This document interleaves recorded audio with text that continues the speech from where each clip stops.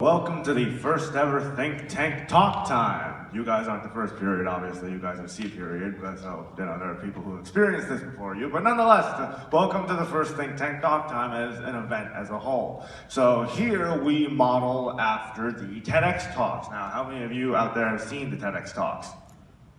Good number, good number. Okay, so we can't be under the TEDx Talks logo because it takes a year to get the license, and by that point, we'll be gone indefinitely.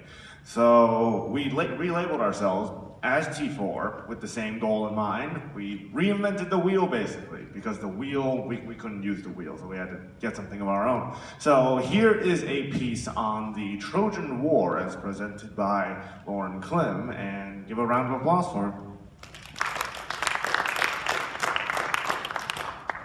Great, thanks, Ming.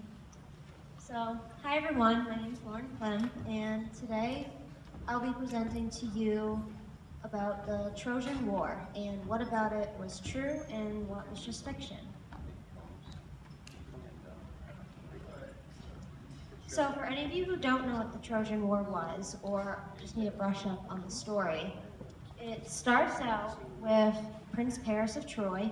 He's a shepherd, and he has to make a decision between three goddesses. Which one is the fairest?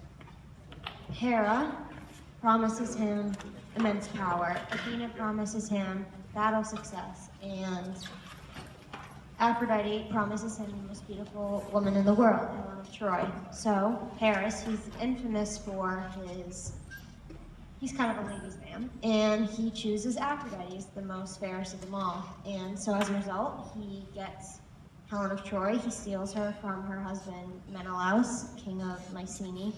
And this does not go over well with Menelaus, so he teams up with his brother Agamemnon, and they bring all their Greek fleets over to Troy, and they wage war against the Trojan kingdom.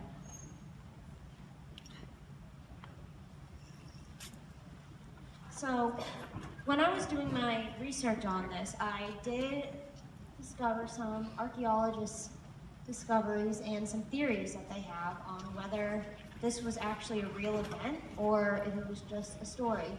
And I found this quote by one historian, Eric Klim, interesting. He said that there's archaeological and textual evidence that show that a Trojan War or wars did take place, and that Homer chose to write about one or more of them by making it into a great 10-year-long saga. But the only changes he made was obviously adding in gods and goddesses and a mythological origin.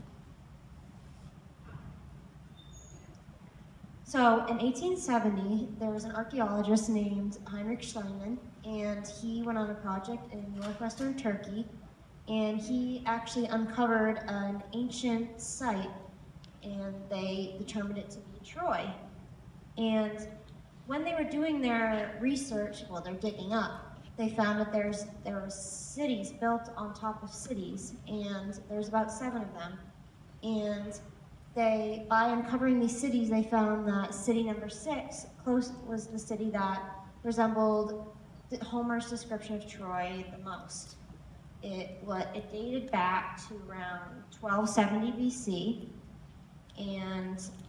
But the only difference was that instead of it appearing to have been destroyed by war, it would look like it had been destroyed by an earthquake. So that doesn't match up with what Homer stated in his epic. This is a model of the different cities that they found, and as you can tell, they have City 6 highlighted in the middle, and it's magnified on the right here. You can see this is what it closest would resemble in Homer's Iliad.